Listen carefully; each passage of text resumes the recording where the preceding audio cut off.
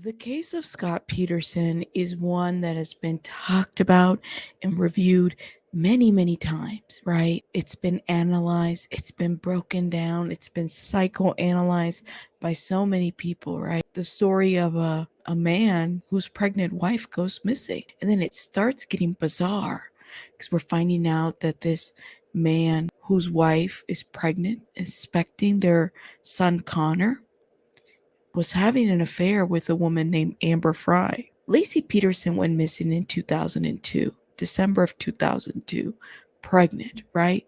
Very excited about being a mom, a new mom, and looking forward to this. And this was a time where, the internet existed, right? But a lot of us got our news through the television. A lot of us, didn't really do the social media, not right away. AOL was, I think, barely becoming a thing, honestly. So a lot of us were watching the story develop through the lens of the media, the Nancy Grace, the reporters that were there. So let's go back to December of 2002. Laci Peterson, who was pregnant, she was reported missing on Christmas Eve of 2002. She was 8 months pregnant with a baby boy. She and Scott Peterson had planned to name their son Connor. This was her first child, and having children myself, I know that excitement of you're expecting your first child and the different things that happen in a relationship and, all the stuff that surrounds you and everybody's excited, right? So to have a woman that's pregnant go missing on Christmas Eve was huge, right? Scott Peterson said that everything seemed fine when they left their house that morning. He told everybody that he had left to play golf, but that's not where he went. Instead, he drove to the Berkeley Marina, almost 90 miles away, where he later told police he went fishing in a little aluminum boat he'd recently purchased. One his family never even knew about. Now, this piece of information is so important because it's what prosecutors informed the people, right? The search for Laci Peterson began, but a month later, the story took an unexpected turn. Amber Frey spoke out. Amber Frey tells a room full of journalists, Scott told me he was not married. We did have a romantic relationship, she said. Okay, first of all, I met Scott Peterson November 20th, 2002. I was introduced to him. I was told he was unmarried. Scott told me he was not married. We did have a romantic relationship. When I discovered he was involved in the Laci Peterson disappearance case, I immediately contacted the Modesto Police Department. Although I could have sold the photos of I to tabloids, I knew this was not the right thing to do. For fear of jeopardizing the case or the police investigation, I will not comment further.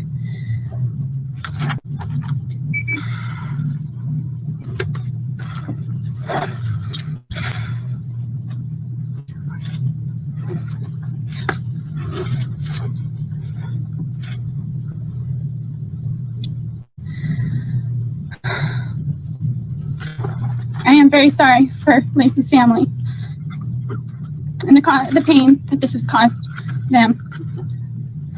And I pray for her safe return as well. I would appreciate to my friends and acquaintances to refrain from talking about me to the media for profit or recognition. I am a single mother of a 23-month-old child, and I ask to respect my privacy. Thank you. Amber Frey had contacted Modesto Police Department on Monday, December 30th, 2002. She met with detectives and gave information about the relationship with Scott Peterson. This information was verified by a variety of means, and Amber Frey has been cooperative in the investigation and has been eliminated as a suspect in Laci Peterson's disappearance. Amber Frey was a massage therapist living in Fresno who'd said that she'd been quite in love with her new boyfriend, Scott Peterson. This was before, of course, finding out that he was actually married and expecting a baby. Scott Peterson had told Amber Frey that he'd lost his wife and she'd be spending his first Christmas alone, even though at the time of that conversation, Laci was very much alive. Around March of 2003, after their investigation, police ruled that Laci's death and Connor's death was a homicide. By March, police had classified the missing person case of Laci Peterson as a homicide investigation and began executing search warrants on the Peterson property. Scott Peterson, still front and center in efforts to bring Laci home, began to feel growing pressure from the public and the media. Around April of 2003, bodies were found in the bay. There was a press conference that was held by police late at night, letting everybody know what was identified. It was at Richmond's Point Isabel, just a few miles from where Scott Peterson went fishing. That's where the bodies of Laci and her unborn child, Connor, had washed ashore. The bodies were found separately, a mile apart, in gruesome conditions. Around the same time, Scott Peterson was arrested. After identifying the bodies, police went looking for Scott Peterson. They found him near San Diego with bleach blonde hair, a goatee, carrying a huge pile of cash. Police took him into custody and drove him back 10 hours back to Modesto, where he was booked into jail. Let's be exact about what was found, okay, in his car. They found $350 in just purchases of camping gear, a wardrobe of clothing, 4 cell phones, and about $15,000 in cash. They also found Viagra and over 200 sleeping pills and 15 undistributed missing flyers of his wife, Laci, along with photos of the couple. So after police took Scott Peterson into custody and drove him the 10 hours back to Modesto, he was booked into jail. In his arraignment, Scott Peterson pleaded not guilty to 2 counts of murder and then hired Mark Garagos, a defense attorney with a long list of celebrity clients. Mark Garagos recently did some commentary with Piers Morgan, and he's also representing the Menendez brothers. So he's a well-known attorney, lawyer. For those that don't know him, he's definitely well known in the industry as well as in the public and the media, because it gives a lot of commentary about different cases. In January of 2004, there was a change of venue. Even before the jury was selected, the case had already gotten so much media attention that a judge had to rule Peterson couldn't get a fair trial in his hometown.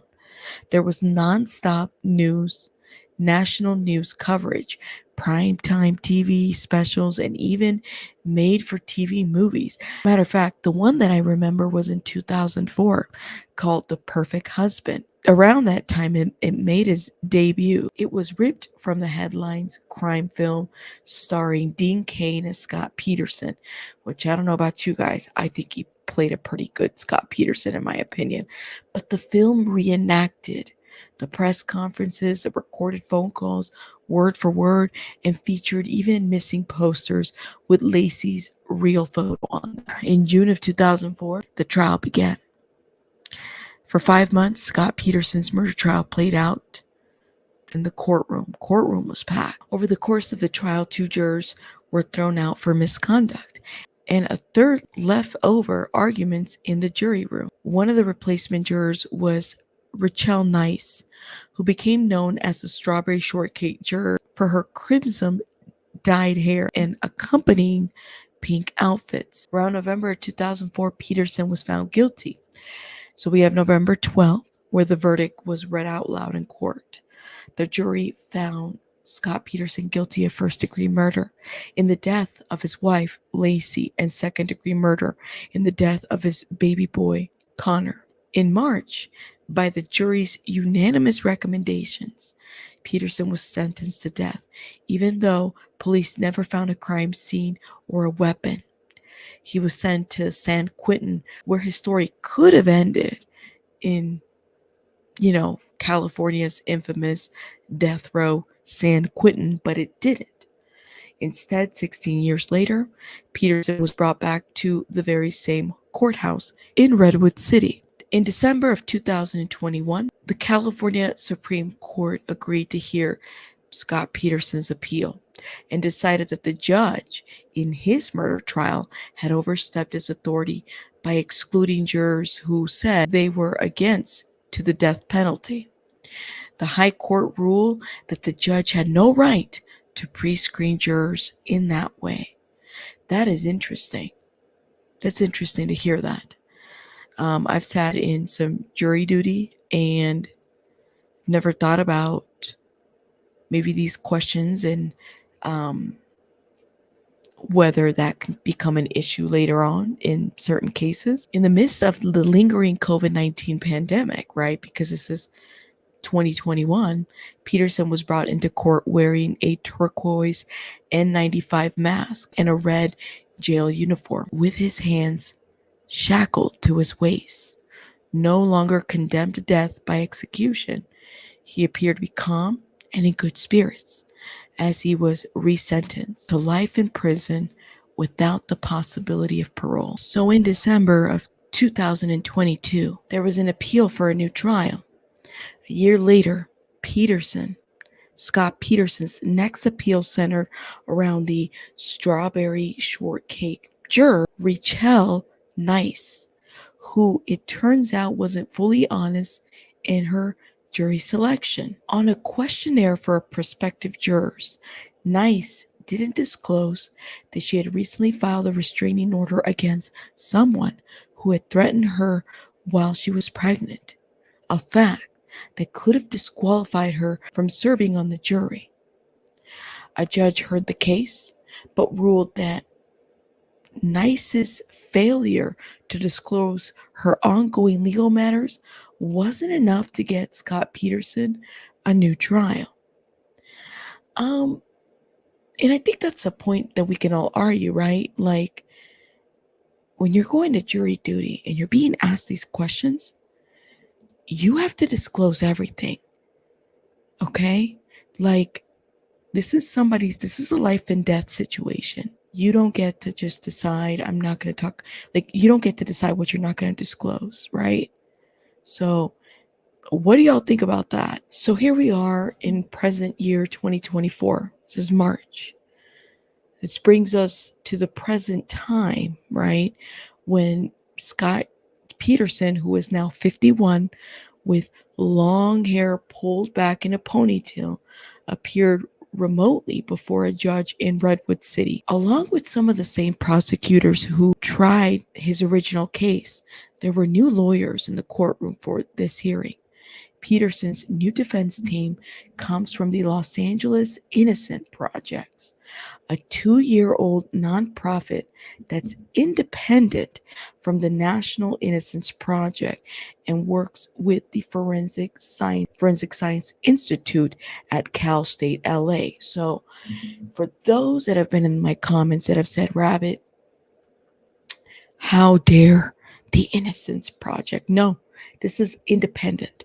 This is separate from the actual Los Angeles Innocence Project, okay? Paula Mitchell, who is the director of that Innocence Project, said, we are eager to get our investigation underway. The LA Innocence Project director was speaking directly to Judge Hill from the defense table. Peterson's new lawyers are hoping to retry his case by finding new evidence, especially DNA evidence from challenging samples from which the technology to obtain an accurate DNA sequence has improved since Peterson's original conviction. They asked Judge Hill for access to perform DNA testing on material from a burned out van with what appeared to be a bloody mattress inside, found after a burglary near the Petersons' house. They also asked to test numerous items of clothing and debris that surfaced along with the bodies. The defense was entitled to this at the time of the trial, Mitchell argued in court. But so far, the only DNA test the court has agreed to allow is a single piece of duct tape that was found on Laci Peterson's pants during the autopsy. All this time, Scott Peterson has maintained his innocence. But this latest effort could be his last chance to show there's reasonable doubt about whether he's guilty. I'm not doing this video to convince you about whether Scott Peterson is innocent or guilty if they got it right initially. That's not what this is about. Okay? I want us to review some of the interviews that Scott Peterson did throughout the time frame. Okay? We're going to do that. In addition to that, I want us to talk about this upcoming new interview that he's going to be doing. I think it's important to look at all sides, right, of the argument. Is Scott innocent? Did he murder his wife and unborn child? And what about Amber Frey? Or was he just a cheating, disgusting husband, okay, that was cheating on his pregnant wife, that lied to Amber Frey and told her that, he had lost his wife? Y'all let me know your thoughts in the comments.